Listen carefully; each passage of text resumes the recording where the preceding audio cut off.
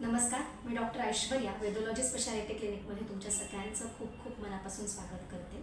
मंत्र is medicine ही आपण last वीकमध्ये एक व्हिडिओ रिलीज केली होती आणि त्याचा खूप छान मला रिस्पॉन्स आला.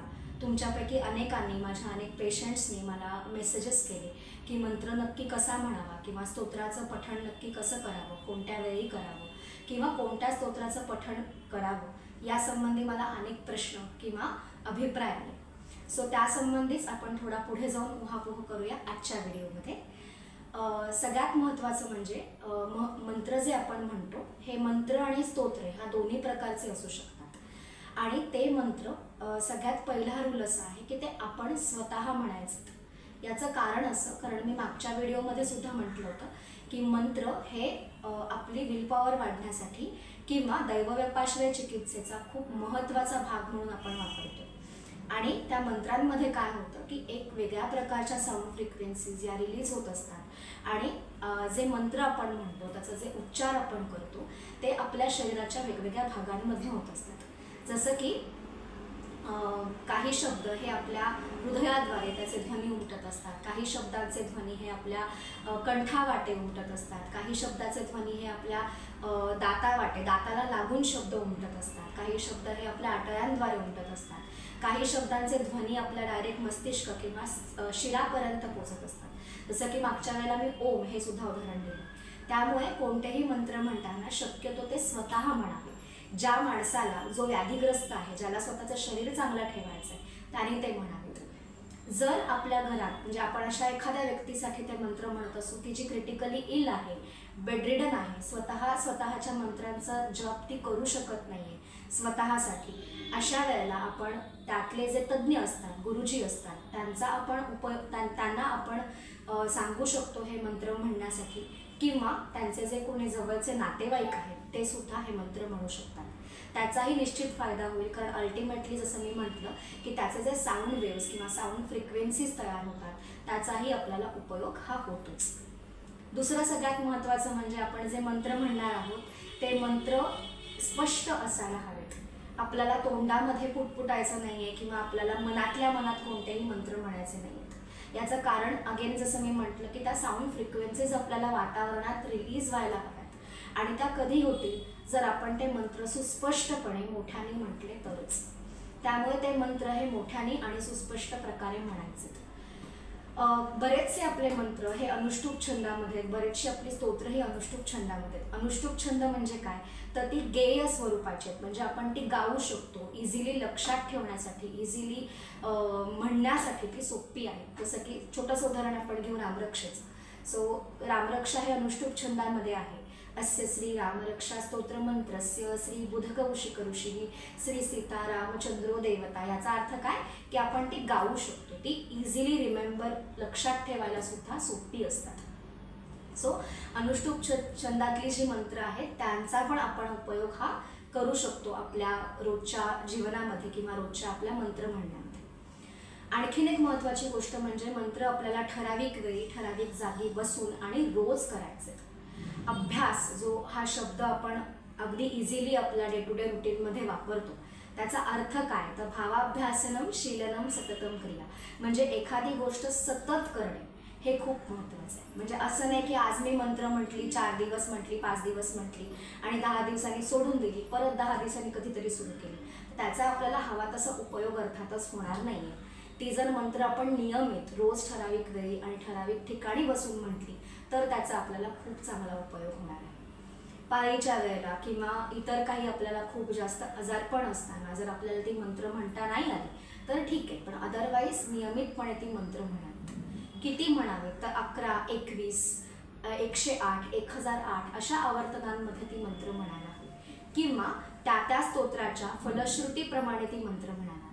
फलश्रुती म्हणजे काय, तर स्तोत्र किंवा मंत्र संपल्यानंतर ते का म्हणायचं याच्या संबंधीची फळ, म्हणजे हे म्हटल्याने काय फळ मिळणार आहे असं त्याच स्तोत्रामध्ये खाली आपल्या ऋषीमुनींनी अनेक हजारो वर्षांपूर्वी लिहून ठेवलं. आणि हे इथे लक्षात घेणं खूप महत्त्वाचं आहे की ऋषीमुनींना कोणतंही मार्केटिंग करायचं नव्हतं, त्यांना कोणत्याही प्रकारे आपले वेद मार्केट करायचे नव्हते आणि त्यामुळे ऋषीमुनींनी जे सांगितलं ते 100% सत्य आहे. खरं आहे यावर विश्वास ठेवूनच आपल्याला ते मंत्र म्हणायचं. उदाहरणादाखल आपण घेऊया की आपण जे गणपती स्तोत्र म्हणतो त्याच्यामध्ये म्हटलेलं आहे, विद्यार्थी लभते विद्या, धनार्थी लभते धन, पुत्रार्थी लभते पुत्र. म्हणजे कुणी म्हणायचे, जर त्याला विद्या हवी आहे त्यांनी म्हणायचे, ज्याला धन हवं आहे त्यांनी म्हणायचं, आणि ज्याला पुत्रप्राप्ती हवी आहे त्यांनी म्हणायचं. मग पुत्र याचा अर्थ मुलगा असा न घेता संतती असा आपण घ्यायचा. मग अशा याने ते म्हणायचंय. आणि काय सांगितलंय पुढे की षड्भीर मासे हे फलम लभेत, म्हणजे 6 महिने तुम्हाला ते सतत म्हणणं हे गरजेचं आहे. 1-2 महिने म्हणून त्याचा उपयोग आपल्याला होणार नाही. आणि जसं मी म्हटलं होतं की मंत्र हे पुटपुटायचे नाहीयेत, पुटपुटत मनातल्या मनात हे म्हणायचे नाही. स्वच्छ मोठ्याने उच्चार त्याचा झाला पाहिजे, तरच त्याचा उपयोग हा आपल्याला होणार आहे. त्यानंतर मंत्र म्हणायची किंवा स्तोत्र म्हणायची ही एक प्रक्रिया आहे किंवा एक परंपरा आहे.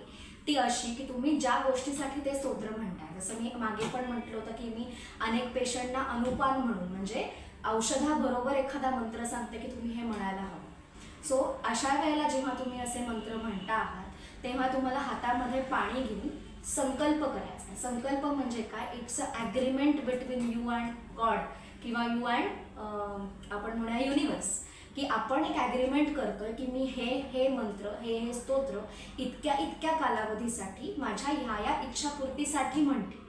याने काय होतं तर तुमचीच विल पॉवर, तुमचीच काय म्हणूया इच्छाशक्ती, तुमची चेतना ही वाढायला मदत होते आणि एखादं काम हे तडीला न्यायला मदत होते. आणि त्याचे इतर इफेक्ट्स जे आहेत ते डेफिनेटली जे आपल्या कळण्याच्या पलीकडे आहेत ते आपल्याला होणारच आहेत. पण अशा प्रकारे हे मंत्र म्हणावेत. आणखीन वेगवेगळ्या मंत्र म्हणताना किंवा स्तोत्र म्हणताना करण्याच्या गोष्टी जे हिलिंग करतात, नॅचरल हिलिंग जी लोक करतात ते एक विशिष्ट प्रकारे हे मंत्र म्हणायला सांगतात, ज्याच्यामध्ये आपल्याला एका काचेच्या ग्लासामध्ये पाणी घ्यायचं आहे. त्या काचेच्या ग्लासाच्या खाली आपल्याला जे अचीव करायचं, म्हणजे मला समजा एखाद्या रोगापासून मुक्ती हवी, एखाद्या व्याधीपासून मुक्ती हवी, तर तसा कागद मी त्या काचेच्या ग्लासाचा खाली ठेवायचा आहे. त्या ग्लासामध्ये पूर्ण मी पाणी भरायचं आहे आणि त्या ग्लासाच्या दोन्ही बाजूला हात देऊन मोठ्याने तो संकल्प म्हणून मला त्या मंत्राचं पण उच्चारण करायचं किंवा तेवढी आवर्तनं करायची. असं का, तर हे सायन्सने पण प्रूव्ह झालेलं आहे की पाण्यामध्ये ताकद असते, शक्ती असते आणि मेमरी असते. हजारो करोडो वर्षांची मेमरी ही पाण्यामध्ये साठवलेली असते. त्या पाण्यावर जेव्हा आपण प्रक्रिया करून तो मंत्र म्हणतोय आणि ते पाण्यानंतर पितोय, तर त्याचा जो इफेक्ट आहे तो आपल्या शरीरातल्या सूक्ष्म रसांपर्यंत जायला मदत होते. अनेक बाह्य हिलिंग करणारी लोक म्हणजे रेकी, प्राणिक हिलिंग करणारी लोक हे सांगतात आणि त्याचे इफेक्टिव्हनेस हे वेगवेगळ्या पेशंट्समध्ये आपण टेस्टिमोनियलच्या स्वरूपात पाहू शकतो. दुसरा एक मंत्र म्हणण्याचा प्रकार म्हणजे अग्निहोत्र किंवा यज्ञ. तर अग्निहोत्र करताना किंवा यज्ञ करताना आपण जे आहुती देताना मंत्र म्हणतो त्याचे एक वेगळे इफेक्ट्स किंवा ते अतिशय चांगल्या प्रकारे इफेक्ट्स आहेत. असं म्हटलं जातं की एकदा आपण नुसता म्हटलेला मंत्र आणि अग्निहोत्र किंवा यज्ञ करत असताना आहुतीबरोबर म्हटलेला मंत्र याचे 10 पट इफेक्ट्स आपल्याला मिळतात. याचा जर अगेन सायंटिफिक दृष्टिकोनातून आपण अभ्यास केला तर ज्या अग्निहोत्रामध्ये किंवा यज्ञामध्ये ज्या समिधा पडतात, चांगलं तूप पडत असतं, आयुर्वेदिक औषधांच्या त्या समिधा असतात, त्याचे ते आयुर्वेदिक झाडांची समिधा असतात. सो त्याचे सगळ्याचे जे पॉझिटिव्ह इफेक्ट्स आहेत त्यांनी आजूबाजूचं वातावरण हे शुद्ध व्हायला मदत होते. पूर्वीच्या काळात अर्थातच फ्युमिगेटर्स नव्हते, ऑटोक्लेव्हिंगच्या मशीन्स नव्हत्या. सो त्यावेळेला आपल्या आजूबाजूचं वातावरण ऑटोक्लेव्ह करण्यासाठी, जंतुरहित करण्यासाठी ह्या यज्ञाचा उपयोग होत असे. सो यज्ञ म्हणजे आजूबाजूचं वातावरण आपल्या जंतुरहित करायचं, प्लस आवश्यक महत्त्वाच्या असणाऱ्या साऊंड फ्रिक्वेन्सीज वातावरणात तयार करायच्या. सो विचार करा की डबल इफेक्ट हा डेफिनेटली होणारच आहे. याच्यासाठी एक उदाहरण म्हणून देते तुम्हाला मी की, आणि हे तुम्ही सगळे गुगलवर सुद्धा चेक करू शकता. जेव्हा भोपाळ गॅस ट्रॅजेडी झाली होती तेव्हा एक कुशावह म्हणून फॅमिली आहे, ती फॅमिली स्वतःच्या घरामध्ये रोज अग्निहोत्र परफॉर्म करत असे आणि काही मंत्रांचा उच्चार त्याबरोबर करत असे.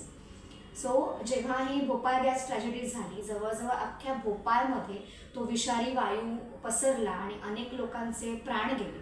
एवढंच नाही तर आज सुद्धा अनेक पिढ्या ह्या अपंग किंवा विकलांग जन्माला येत आहेत. पण असं असताना एकट्या त्या कुशाह फॅमिलीमध्ये कोणत्याही प्रकारचे भोपाळ गॅस ट्रॅजेडीचे जे काही इफेक्ट्स होते ते दिसले नाहीत आणि त्याचं कारण हे एकमेव अग्निहोत्र किंवा आपण जे रोज यज्ञ करतो ते होतं. त्यामुळे त्याबरोबर म्हटलेले मंत्रसुद्धा आपल्याला उपयोगी पडतात. आणखीन एक मला प्रश्न असा विचारला होता की रोज कोणता मंत्र म्हणावा, मला जसं कायमच स्वस्थ राहायचं आहे, मला कोणत्याही प्रकारचा आजार कधी व्हायला नको, तर रामरक्षा हा असा एक मंत्र आहे की ज्याच्यामध्ये जसं मी मागेही म्हटलं होतं की आपल्या डोक्यापासून, डोक्याच्या केसापासून पायाच्या बोटापर्यंत